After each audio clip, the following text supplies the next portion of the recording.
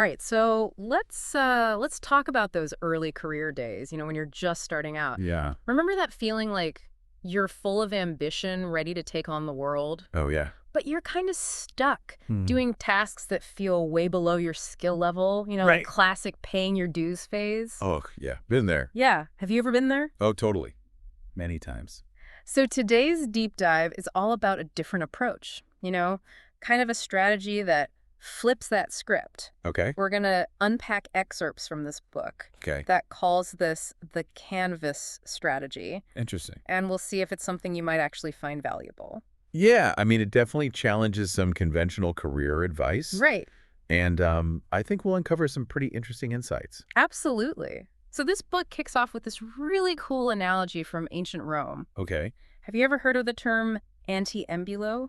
Um, it rings a bell, but Yeah. refresh my memory. So it literally means one who clears the path, and it refers to these individuals who served important figures in Roman society, Gotcha. not just as assistants, but more like strategic facilitators. Interesting. So they were like shaping their patrons' public image and influence, Exactly. clearing those obstacles for their success. Yeah, they were handling communications, making introductions, really smoothing the way for their patron to achieve their goals. Fascinating. The book uses the example of the poet Martial, Okay. who actually served as an anti-embulo for these wealthy patrons. Uh-huh. But here's the catch. He totally resented this role. Oh, really? He saw it as beneath him, The classic a waste of his talent. struggling artist frustrated with the system. Right, But, I mean, what's so fascinating here is that his resentment might have actually held him back. right. And that's exactly what the book argues, Hmm. that if he had embraced this support role, he could have gained incredible insights and opportunities. Yeah, I see that. Think about it. He was in a prime position Yeah. to observe Roman society Right. from the inside to understand the levers of power, Mm-hmm. but his bitterness kind of clouded his vision. Yeah, it makes you wonder how often we miss those hidden opportunities Totally. because we're so focused on what we perceive as menial or beneath us. That's such a good point. And it really sets the stage for the book's core argument, Okay. which is to find canvases for other people to paint on. Interesting. Now, at first glance, Oh, this might sound like the old make your boss look good advice, right. which can feel a bit, inauthentic. I see what you mean. Yeah, but the book takes it to kind of a deeper level. Okay, It's not about blind obedience or flattery. right. It's about Yeah. genuinely enabling someone else's success. Okay, You're providing the support, the resources, the framework for them to really shine. okay. I'm starting to see how this flips the script. Yeah, So instead of trying to make your boss look good, you're actually helping them be good. exactly. And in the process, you're gaining valuable experience building trust and creating a win-win situation. Precisely. And, this idea really resonated with me because early in my own career, Yeah. I struggled with that balance. I wanted to prove myself to be the one in the spotlight. Right. But I learned that by focusing on supporting others, Mm-hmm. I actually gained more knowledge and influence than I could have imagined. Can you give us an example of what that looked like for you in practice? Sure. Early on, I was working on this project with a senior executive who was known for being, shall we say, demanding. Okay. Instead of getting defensive or trying to outshine him, I focused on understanding his goals and finding ways to make his life easier. Interesting. I anticipated his needs, did the research he didn't have time for, Wow. and basically became his go-to problem solver. So you were clearing the path for him, just like those Roman anti-embulo. Exactly. And you know what? He started to rely on me more and more. Wow. He trusted my judgment, he valued my input, and he even started to advocate for me within the company. That's amazing. By focusing on his success, I inadvertently positioned myself for greater opportunities. It sounds like you were putting aside your ego in those early stages, Mhm. and that actually accelerated your growth. It's counterintuitive, isn't it? Yeah. We're often told to be assertive, to promote ourselves, to fight for recognition. Right. But sometimes the most strategic move is to step back and focus on empowering others. But doesn't that run the risk of being taken advantage of? What if people just keep piling on more work, expecting you to always be the one clearing the path? That's a valid concern, and we'll definitely dig into the whole boundary setting aspect of this strategy later on. Okay. But for now, I think it's important to highlight the potential benefits of subsuming your ego, at least in those early stages of your career. Right. It's about absorbing knowledge, building relationships, and positioning yourself for long-term success. Okay, so we're talking about a long game here. not a quick fix. Exactly. It's about building a solid foundation by supporting others and learning from their experience. Exactly. And the book provides some fascinating historical examples of how this strategy is played out in the lives of some pretty remarkable individuals. Oh yeah, the case studies. I love those. They really bring the Canvas strategy to life. They do. Let's dive into those. First up, we have Benjamin Franklin, right? That's right. And his story is a perfect example of how playing the long game can lead to unexpected success. So remind us what Franklin did that exemplified this strategy. Well, early in his career, he secretly wrote these pseudonymous letters for his brother's newspaper. Oh, He was honing his writing skills, mastering the art of public opinion. interesting. But he was doing it all behind the scenes. No one knew it was him. So he was literally clearing the path for his brother's success while simultaneously developing his own abilities. Exactly. He was gaining valuable experience, building a reputation as a talented writer, but he wasn't seeking immediate recognition. Wow. He was playing the long game, and it ultimately paid off in a big way. And then there's the story of Bill Belichick, the legendary NFL coach. Ah, yes. Belichick is a master of the canvas strategy, even if he wouldn't call it that. Right. He climbed the ranks by mastering film analysis, a task other coaches found tedious.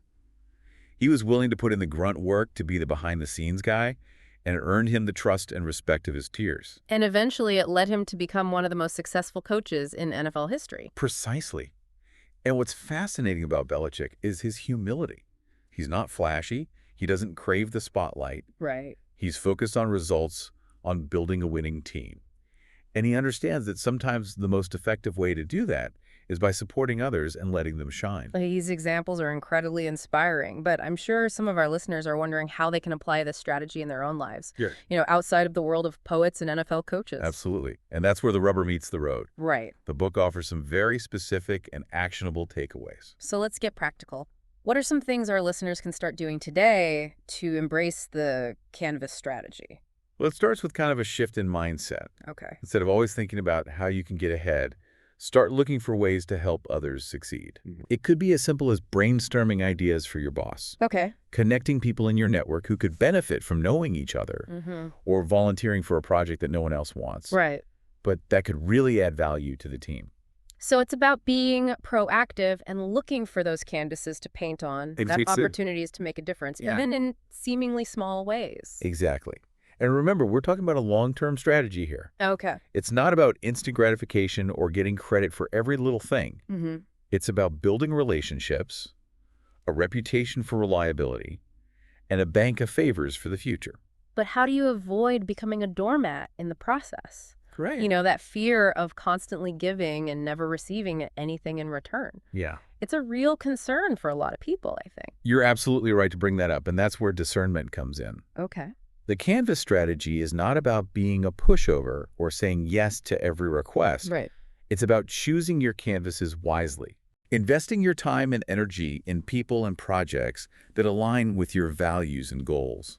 So it's about being strategic with your generosity. Exactly. It's almost like an investment portfolio Yeah. where you're carefully selecting where to put your resources. I love that analogy. Yeah. Because just like with any investment, you want to see a return. Right. But in this case, the return might not always be financial or immediate. Okay. It could be in the form of knowledge gained, relationships built, or opportunities that open up down the road. And as you gain experience, you'll develop a better sense of who deserves your investment.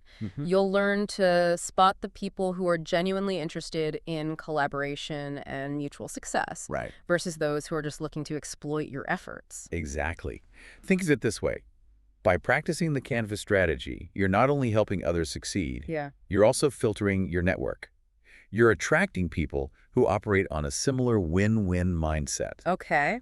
People who value collaboration and mutual support. That makes a lot of sense. So it's almost like a self-selecting process. The more you give, the more you attract the right kind of people into your orbit. Precisely. And the more you'll be able to discern those subtle cues Right. that tell you when someone is genuinely seeking your help versus trying to take advantage. This makes me think about the whole concept of clearing the path. The book argues that the person who clears the path ultimately controls its direction. Now that's a powerful idea, isn't it? Yeah. And it really gets to the heart of the Canvas strategy. It's not just about being helpful. It's about understanding the subtle dynamics of influence.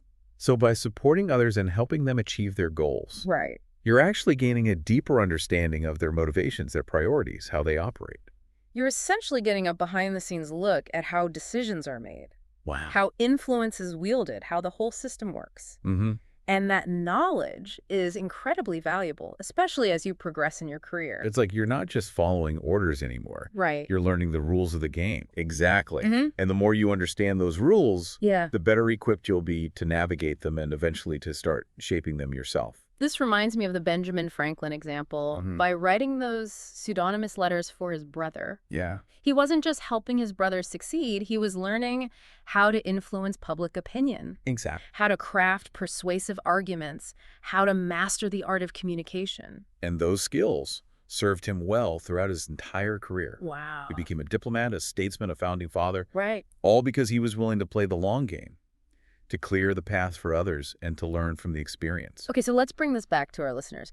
We've talked about the mindset shift, the importance of discernment, the long-term benefits, Right. but how can they start putting this into practice today?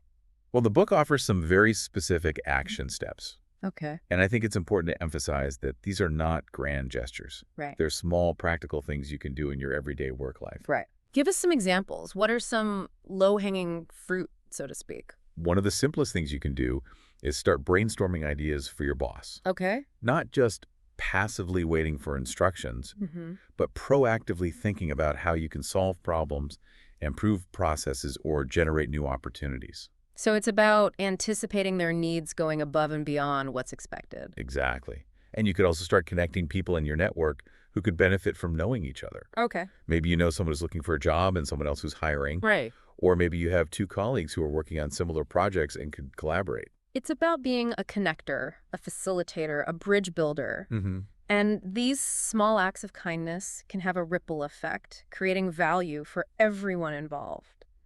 And another really powerful way to embrace the Canvas strategy is to volunteer for a project that no one else wants. It might be tedious, it might be unglamorous, Yeah. but it could also be an opportunity to learn new skills, gain visibility, and prove your value to the team. So it's about finding those hidden gems, those diamonds in the rough Right. that others might overlook. Exactly. And by taking ownership of those less desirable tasks, you're demonstrating your commitment and your willingness to go the extra mile.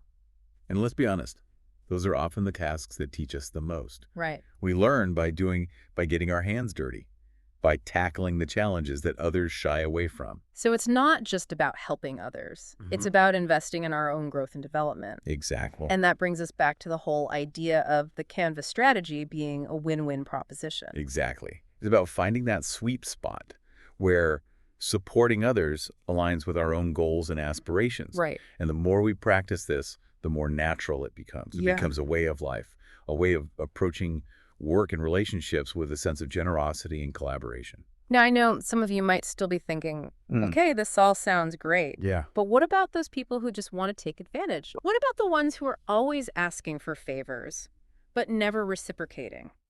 That's a valid concern, and we'll definitely address it. Okay. But for now, I want you to consider this. What if the Canvas strategy is actually a filtering mechanism? What do you mean by that? Well, think about it. By being generous with your time and energy, you're essentially testing the waters. Okay. You're seeing who responds in kind, who values your contributions, who operates on a similar win-win mindset, and those are the people you want to invest in further. So it's not just about blindly giving, it's about being discerning, about choosing your canvases wisely. Exactly. And as you gain experience, you'll develop a better sense of who deserves your investment and who doesn't. Right. You'll learn to spot the red flags, the subtle cues that tell you when someone is genuinely seeking your help versus trying to take advantage. And that's where the whole boundary setting piece comes in. Absolutely. Mm-hmm. We can't talk about the Canvas strategy without addressing the importance of protecting your own interests and making sure your generosity isn't being exploited. So let's dive into that. How do you balance supporting others with setting healthy boundaries? How do you avoid becoming a doormat? This feels like a crucial part of the conversation because I think a lot of people struggle with setting boundaries, especially early in their careers. Right. You know, they want to be helpful and make a good impression, but they also don't want to be taken advantage of. You've hit the nail on the head. Yeah. It's a delicate balance, for sure. And I think the key is to remember that setting boundaries is not selfish. Okay. It's actually essential for self-preservation. Right. It's about protecting your time, your energy, and your mental well-being. So how do you actually go about setting those boundaries? Yeah. Especially when you're dealing with someone who's more senior or in a position of authority? Well, it starts with being clear about your own priorities and limits. Mm-hmm. What are you willing to do and what are you not willing to do? Right. Once you have that clarity, you can start communicating it to others respectfully but firmly. Can you give us some examples of how to do that in a professional setting? Absolutely. Mm. Let's say your boss asks you to take on a new project, Okay. but you're already swamped with your current workload. Mm-hmm. Instead of just saying yes Mm-hmm. and feeling resentful, you could say something like, I'm happy to help with that, but I'm currently at capacity with my other commitments. Can we discuss how to prioritize this new project within my existing workload? So you're not saying no outright, but you're also not just passively accepting more work. You're opening up a dialogue, setting a boundary, and inviting a collaborative solution. Exactly. Yeah. And that's the key, approaching it as a collaborative problem-solving exercise, not a confrontation. And what about those situations where you feel like someone is repeatedly taking advantage of your generosity? Right. You know, they're always asking for favors, but never reciprocating. How do you handle that? That's when you have to be even more assertive with your boundaries. Okay. You might need to start saying no more often, or you might need to have a direct conversation with the person about how you're feeling. That can be really difficult, though, especially if it's someone you work closely with or depend on in some way. I hear you. It can be uncomfortable. Yeah. But I think it's important to remember that you deserve to be treated with respect, Right. and you have the right to set boundaries that protect your well-being. And sometimes that might mean walking away from a situation or a relationship that's no longer serving you. Exactly. And that's okay. The Canvas strategy is not about sacrificing your own happiness or success for the sake of others. Right. It's about finding that balance, that sweet spot, where supporting others aligns with your own goals and values. So it's not about being a martyr or a pushover. It's about being strategic, discerning, and ultimately empowered to make choices that are in your best interest. Well said. Yeah. And remember, as you gain experience, you'll get better at setting those boundaries and navigating those tricky situations. It's a skill that develops over time, just like any other. This has been such an insightful conversation. I feel like we've really unpacked the Canvas strategy from all angles. The benefits, the challenges, the practical applications.